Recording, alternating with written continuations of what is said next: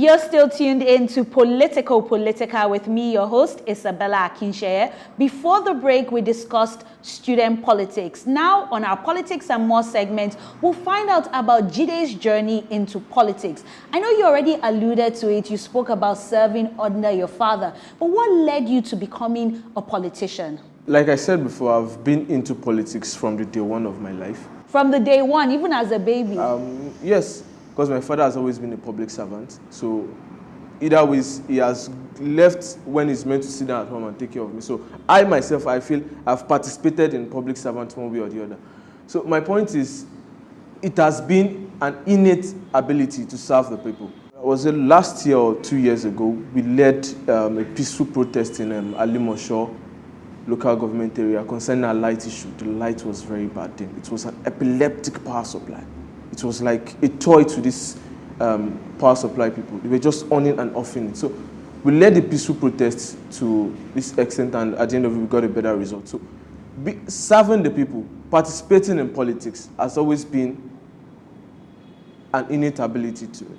So you mentioned your father. Who are the other people you look up to politically? Do you have any godfathers, any leaders you draw inspiration from? I don't have any godfather, but what I know I have is a role model, which is Nelson Mandela, because of his selfless attitude to the people. He has been a selfless leader to the people of South Africa. What about in Nigeria? In Nigeria, I wouldn't say I've seen any selfless servant in Nigeria. And the likes of someone I would have said is a selfless servant. I would go with the likes of Bola Ige, Anthony Enahoro, Wole Soyinka. Those are my picks when it comes to... You're a student of political science. What political ideologies do you subscribe to? Basically, I subscribe to a welfare state, a state that caters for the people more. Talk about social housing, talk about basic healthcare for the people and quality education for the people. So these are things I subscribe to. So you consider yourself a leftist? Yes, a central leftist, yes. Do you believe that these political ideologies are embodied by your party, the Youth Party? I've gone through party's manifesto, and I won't lie to you, the first political party I've seen that has an ideology is Youth Party. The ideology is basically, when you're talking about an ideology, they are going with a welfare state. That's the party, yes. Now, there's been a lot of noise on social media, hashtag #NotTooYoungToRun. People are saying young people should go out to run. But then when the old leaders present themselves for public service, everybody is excited. Do you feel that the NotTooYoungToRun movement was very effective? Yes, it's very effective. On a larger note, I feel it's not just not too young to run. We are looking at not too young to perform.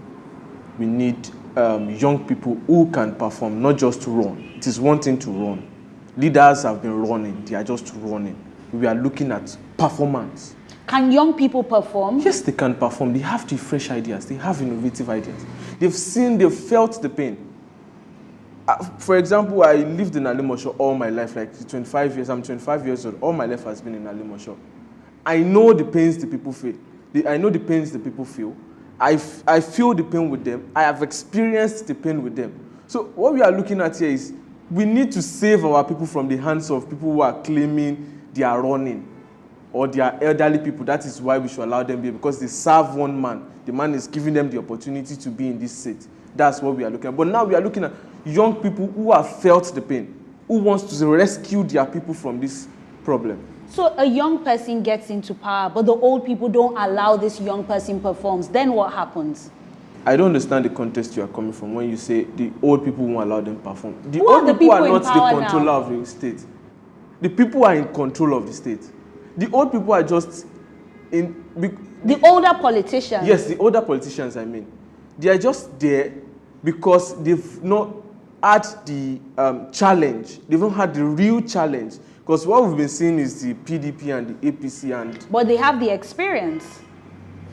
I believe leadership is not just about experience. It's about performance. It's about how you care for your people, what the people need. Are you there when you need them? Because government, I believe government is meant to like cater for the people.